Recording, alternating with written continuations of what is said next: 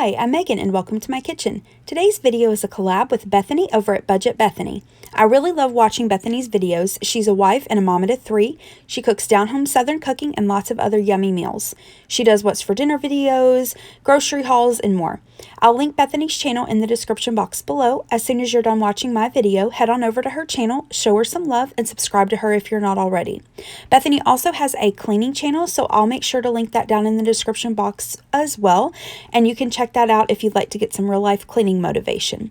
If you're coming to my channel from Bethany's, welcome. I do weekly what's for dinner videos, grocery hauls, and more. I hope you enjoyed this video and that you'll consider subscribing to my channel. If you're a returning viewer or subscriber, thanks so much for coming back. I really appreciate your support. In today's What's for Dinner video, I'll be sharing with you what meals we had this past week. Our dinners were easy to make, budget-friendly, and delicious. So if you'd like to get some weeknight meal ideas for your family, then just keep watching. For dinner this first night, I'm making what I call a summer vegetable plate.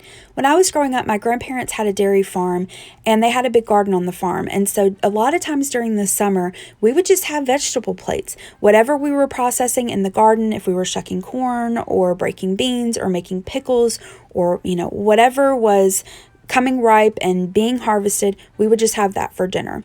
And nothing beats like a fresh from the garden tomato or corn. It's so delicious. So I like to make these now. I don't have my own garden now, but I do like to go to the Amish store and get fresh produce. So I'm going to start out by making some purple whole peas. Let me show you how I make these. In this pot, I have some purple whole peas that I have rinsed and sorted through. Now, purple whole peas, they look a lot like black-eyed peas, but they are not exactly the same thing. I think they say they're like cousins to the black-eyed peas. But I've added them to this pot. I've added some water and then a ham hock. If you don't have a ham hock or you don't want to use a ham hock, you can really use anything. You could use country ham, fat back, bacon. And if you don't have any meat at all, no worries. Just cover it with some water or some broth if you have it, and add in a little bit of bacon grease or butter, just whatever you have on hand. But I'm going to bring this to a boil, reduce it to a simmer covered, and cook it for about an hour and a half to 2 hours. You want to make sure that you check your water pretty frequently. I like to keep a large cup of water next to the stove so that if I notice it needs a little bit of water, I can go ahead and add it. Once the peas are nice and tender, you are going to season them with salt and pepper, and then that's it. I had some fresh squash that I got from the Amish, and I wanted to try a recipe for a squash casserole. I don't think I've ever had a squash casserole. If I have, it's been a long time. But this recipe came from Fallon over at Moss Family TV. I'll link it in the description box below. This was really easy. In this pan, I'm just going to add some butter, some sliced onion, thinly sliced squash, season that with some salt and pepper, and then I'm going to cook this for a few moments just until the vegetables are nice and soft. I've removed the vegetables to this bowl, and I'm going to add in some Parmesan cheese, shredded cheddar cheese, sour cream, and a little more salt and pepper. Stir that until it's well combined. Then I'm going to place this into a greased casserole dish and add some crushed Ritz crackers on top. Then I'll bake this in a preheated oven at 350 degrees for about 20 minutes or until the Ritz crackers are nice and brown. Now, I remember Granny really frying squash most often. She would just slice it up and then dip it in some seasoned flour. And I think she may have added a little bit of cornmeal and then just fried it in some oil on the stove. It was so good. Next up, I'm going to make the fried corn. So I have this bowl and I've placed a smaller bowl inside of that upside down. I'm going to rest the corn cobs and then cut the kernels off. Now, this helps catch the corn kernels. It also keeps it steady a little bit. But, I mean, really, corn's going to kind of fly everywhere anyway. So you're going to have a little bit of a mess to clean up, but it's totally worth it. So I'm going to take my knife and just carefully go around the corn cob and cut off the kernels. My mom has taught me, and it really does work best if you do it this way, to like slice half the kernel off and then go back and slice the other half so that you're kind of cutting the corn in smaller pieces, if that makes sense. It just helps it cook up a little bit better, but you don't have to do that. Like I said, I forgot and it still turned out just fine. But as you're cutting the corn off, you also want to take the back of your knife and kind of scrape the cob to get some of that milk out. It's got quite a bit of starch in it, so it's going to help your fried corn thicken up. Once I have my kernels, I'm going to add them to my skillet with some butter, water, season it with salt and pepper. I'm going to bring this to a boil, reduce it to a simmer, and then cook this for about an hour. Just like with the peas, you want to make sure that you check your water every so often and add a little bit more water if you would like. And after about an hour or your corn starts to get really nice and tender and thick, it's done. And here's the finished corn. For the peas, I removed the ham hock, shredded up some of the meat, and added the meat back to the pot. Then we have the squash casserole. This was actually good. I would make this again. Then we have some sliced fresh cucumbers and tomatoes. Again, this came from the Amish. These were delicious. We like to season ours with a little salt and pepper. My husband likes some of this hot chow chow with his either pinto beans or, in this case, the purple whole peas. If you've never heard of chow chow before, it's basically like a relish.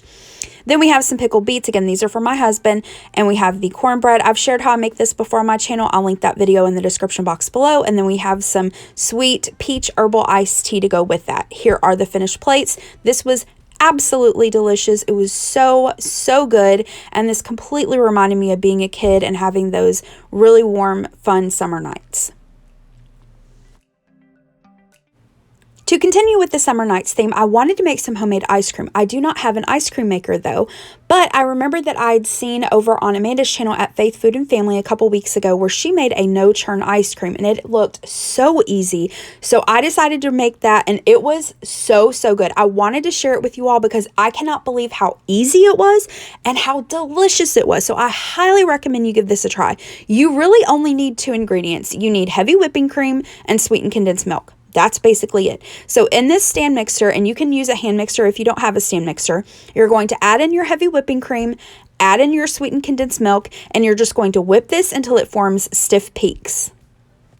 Now, I decided I wanted to try 3 separate flavors. So first, I'm going to take about 1/3 of that whipped cream and sweetened condensed milk. I'm going to add it to a little loaf pan. Now, you can use really any container that you want to put this into the freezer. I'm just using these little tiny loaf pans because, like I said, I wanted to make 3 different flavors. I'm going to add about half of that third into the bottom of the loaf pan, and then I added some chocolate syrup, some chopped up Reese cups. I added the other half of the third of that whipping cream mixture, and then I added a little more Hershey syrup, a little more Reese's cups, and then I just kind of swirled that together. I'm going to cover that with plastic wrap and then freeze that. Next up, I made some strawberry ice cream. So I just took some strawberries, I mashed them up with my fork, I mixed them with another third of the heavy whipping cream sweetened condensed milk mixture. I've added that to my little loaf pan, and then I took one of the strawberries and just sliced them up, and I'm going to add that on top just as a little pretty garnish. And again, going to cover that really well with plastic wrap, place that into the freezer. Now for my third flavor, I just decided to do just straight vanilla. So I added a little bit of vanilla extract to the remaining third of that mixture. Stirred that until it was combined. Now you want to be careful. You don't want to take all the air out. Place that into my remaining little loaf pan. Again, cover that with plastic wrap. I placed these into the refrigerator for about 3 to 4 hours. And then that was it. They were ready. Here's the finished ice cream. I scooped a little of all 3 for us to try. The strawberry was hands down my favorite, but strawberry ice cream is my favorite ice cream anyway, but this was delicious. And my husband loved the strawberry ice cream too, but he preferred the vanilla just a tad bit over the strawberry. And I do have to say, normally I'm not a fan of just pure vanilla ice cream, but this vanilla, it was actually good. So like I said, I highly recommend you give this a try. You can really add whatever flavor you'd like. This was so easy and it was super delicious. It would be a great thing to do with your kiddos. For dinner this next night, I'm making a ham and bacon cheesy potato casserole. I saw this over on Kristen Stepp's channel. I'll link her video in the description box below. I have my oven preheated to 350 degrees. In this bowl, I'm going to add a can of cream of chicken soup. Now, a quick note here, I am having the original recipe. I'm going to add in the sour cream, melted butter, salt, pepper, garlic powder, onion powder, and minced onion. I'm going to combine that really well. And a quick note while I'm doing this was really good. Now this would be perfect for a breakfast or brunch, great for Christmas morning breakfast or Thanksgiving, but it was also delicious as dinner. Next, I'm going to add in my thawed diced hash browns. You could also use potatoes O'Brien, the one that has the diced onion and green pepper in here. That would be good as well. Then I'm going to add my cubed ham, my bacon. I didn't have any like real bacon to use, so I just used the bacon pieces. I'm going to add my shredded cheddar cheese, the chopped green onions, and then I'm going to stir that until it's well combined. Next, I'm going to spray a casserole dish with some cooking spray. Then I'll add my potato mixture, and I'm going to place this into my preheated oven and cook this for about 45 minutes. I've removed the casserole from the oven. I'm going to add my remaining shredded cheddar cheese. I'm going to place this back into the oven for about 10 to 15 minutes or until the cheese is nice and melted. Here's the finished casserole. I did allow it to sit for about 10 or 15 minutes before I served it. And here are the plates. To go along with the casserole, I just warmed up some leftover vegetables. So for my husband, I warmed up some of the leftover fried corn. I warmed myself up some of the leftover green beans from Mandy in the Making. I'll link those in the description box below. And that was our dinner this night. For dinner the next night, I did Copycat Arby's roast beef sandwiches. Here's what I used to make dinner. First, I have these Arby's frozen curly fries. I just cooked these in the air fryer. I got these at Kroger. You can get them at really any grocery store. Then I have this can of beef consomme. I'm just going to heat this up on top of the stove, and then I'll add the roast beef to it. You just want to add the roast beef for a minute or two, not very long, just to warm it up.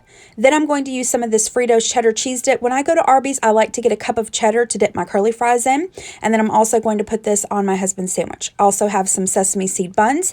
And then we have some of the leftover sauce from the last time we went to Arby's. Here are the plates. We have the curly fries, a cup of that Fritos cheddar dip, and then for the sandwiches, mine, I just have roast beef on my bun, and then for my husband, I basically did a beef and cheddar for him, but I know at Arby's they use the onion buns for that sandwich, but he doesn't prefer the onion buns, so I just used the same sesame seed buns, but I just added some of the roast beef, some of the Fritos cheddar cheese dip, and then some Arby's sauce and horsey sauce, and that was our dinner this night. This was super yummy.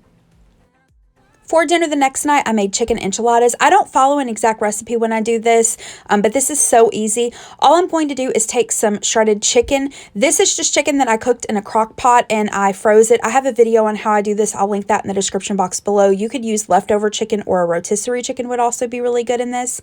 Then I'm going to add some shredded cheese. I have this this Colby Monterey Jack blend rather. You use whatever you have on hand or whatever your preference is. I'm also going to add in a little bit of taco seasoning and stir that until it's well combined.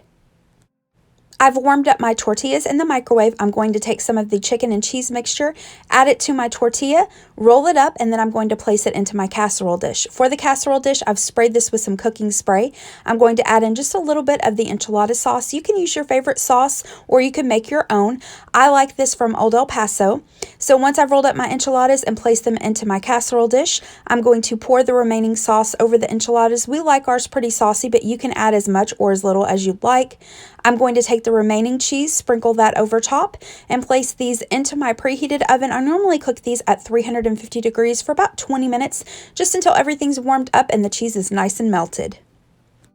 To go along with the enchiladas, I'm going to cook up some of this microwavable Spanish-style rice. I have a recipe for a Mexican-style rice that's really yummy. I've shared it before on my channel. I'll link that in the description box below.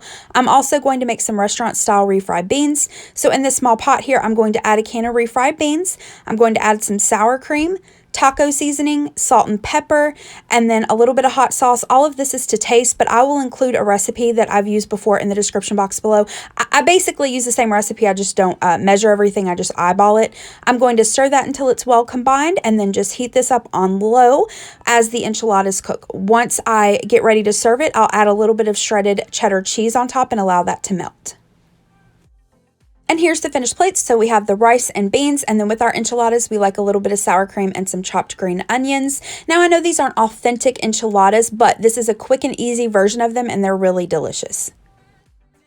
For dinner the next night, we did breakfast for dinner. My little brother and little sister were over spending the weekend with us. There are 4 of us. I'm the oldest. I have a sister who's about 2 years younger than I am. Then I have a 15-year-old little sister, and then my little brother is 12. My little brother especially loves pancakes, and we bought this Funfetti pancake mix a couple months ago. I've been wanting to try it, so I thought that having them over was the perfect time. I mixed the batter up according to the instructions on the back and cooked them on my electric griddle. Here are the finished pancakes. These were actually really good. If you see that mix, and especially if you like funfetti things, I would recommend you give that a try. I also made some scrambled eggs. I set out a little bit of eggs for me without cheese, and then I added cheese for everyone else. I have some maple breakfast sausage links that I cooked up, and then I have some bacon that I cooked. I cooked the bacon and the sausage links in the oven. And here's one of the finished plates. So we have some of the pancakes with a little bit of butter, bacon, and some of the scrambled eggs, and we also had some syrup with our pancakes. For dinner this next night, we did pulled pork loaded baked potatoes. I didn't show me making this. I had a lot going on, but this was super easy. All I did was take some russet potatoes, wash them really well. Then I seasoned the skins with some oil, salt, and pepper. I cooked these in my air fryer until they were nice and tender. You could also cook them in your oven. Once they were nice and tender, I split the potatoes open. Then I added some pulled pork. I had leftover pulled pork from the 4th of July that I warmed up with some barbecue sauce, so I added that. You could make your own, or you could also get like the tubs at the grocery store, and that would be an even quicker dinner. I added some of the pulled pork to the baked potato, added some butter, sour cream, salt, pepper, shredded cheddar cheese, and then some green onions, and that was dinner this night. So easy and super yummy. For dinner the next night, we did creamy Italian chicken. Now, I know I've showed this several times before my channel. We just had it last week, actually. But like I said, my little brother and sister were over, and I always ask them if there's anything they'd like for me to make, and they both requested this. I've mentioned this before, but this creamy Italian chicken is definitely one of our family favorites. And so, like I said, my little brother and sister requested it, so that's what I made. I have a separate video where I show how I make this, so I'll link that in the description box below. It's so easy, and it's so yummy. It's very budget friendly. We usually have this over rice though, and I've seen lots of other people, especially Tamara over at Southern Wife Everyday Life, makes this same recipe, but she mixes it with pasta instead of rice. So we tried that tonight as well. I still serve rice for, you know, those that wanted it, but we tried it with the pasta and it was really good. I recommend you give this a try.